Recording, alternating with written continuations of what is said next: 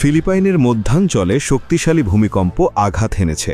যুক্তরাষ্ট্রের ভূতাত্ত্বিক জরিপ সংস্থা USGS জানিয়েছে, মঙ্গলবার স্থানীয় সময় রাত প্রায় 10টার দিকে, বাংলাদেশ সময় রাত 8টায় রিক্টার স্কেলে 6.9 মাত্রার এ ভূমিকম্প অনুভূত হয়। এতে এখন পর্যন্ত 26 জনের মরদেহ উদ্ধার করা হয়েছে। ধারণা করা হচ্ছে মৃতের সংখ্যা আরও বাড়তে পারে। পরিস্থিতি মোকাবিলায় সেবু সহ একাধিক শহর ও পৌরসভায় জরুরি অবস্থা জারি করা হয়েছে। বুধবার 1 অক্টোবর এই তথ্য জানিয়েছে ব্রিটিশ সংবাদ মাধ্যম BBC। ভূমিকম্পটির উৎপত্তিস্থল ছিল ভূপৃষ্ঠের মাত্র 10 কিলোমিটার গভীরে, দেশটির পলম্পন শহরের পশ্চিমে।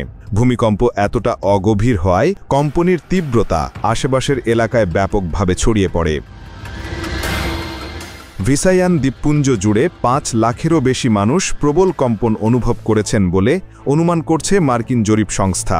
সবচেয়ে তীব্র কম্পন অনুভূত হয়েছে সেবু ও লেইতে দ্বীপের উত্তরাঞ্চলে।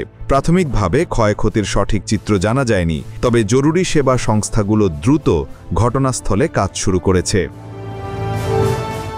তবে যোগাযোগ ব্যবস্থা ও কর্মী সংকটে উদ্ধারকারীদের বেগ পেতে হচ্ছে।